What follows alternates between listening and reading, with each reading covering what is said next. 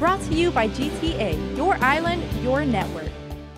It's been one of the most polarizing issues over the past 2 years. It's time that we as public servants respond to the concerns and the issues of our people.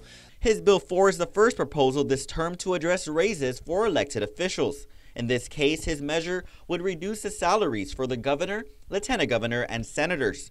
Guamanians for Fair Government Chairman Andre Bainum says this bill is the best chance of finally getting something passed and signed into law. My school, again, has been, protested to, and they didn't even put the RFP out, and it was protested the same day.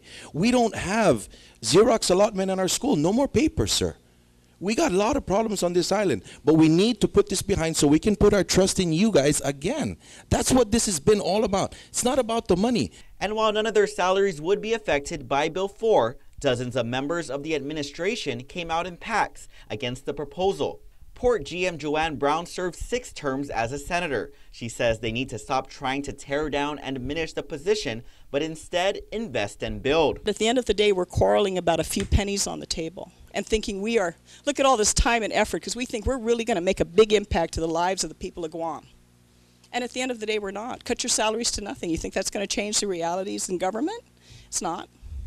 Maybe it'll make you feel good because you sacrificed. DOA Director Christine Boleto says Bill 4 goes against the compensation set by an independent third party who evaluated the merits of the positions and determined the appropriate pay for them.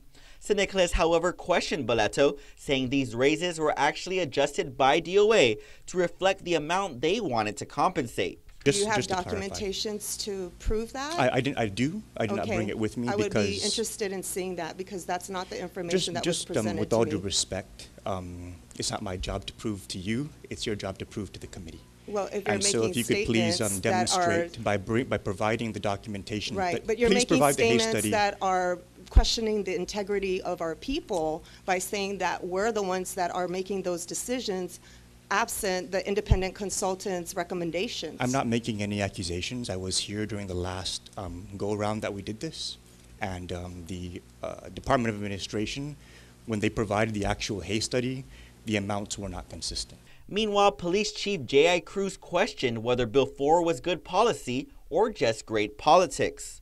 Does it make sense that a bill writer or a chief of staff for a senator to make more than the senator that he or she works for?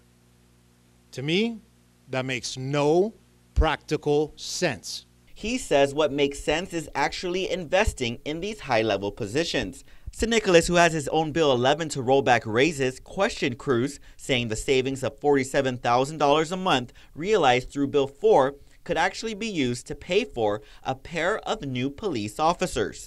We could use $47,000. Anybody could use $47,000.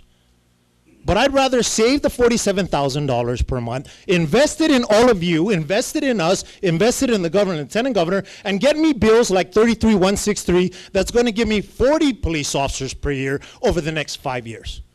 How about that savings? Reporting for Guam's News Network, I'm Ken Quintanilla. Brought to you by GTA, your island, your network.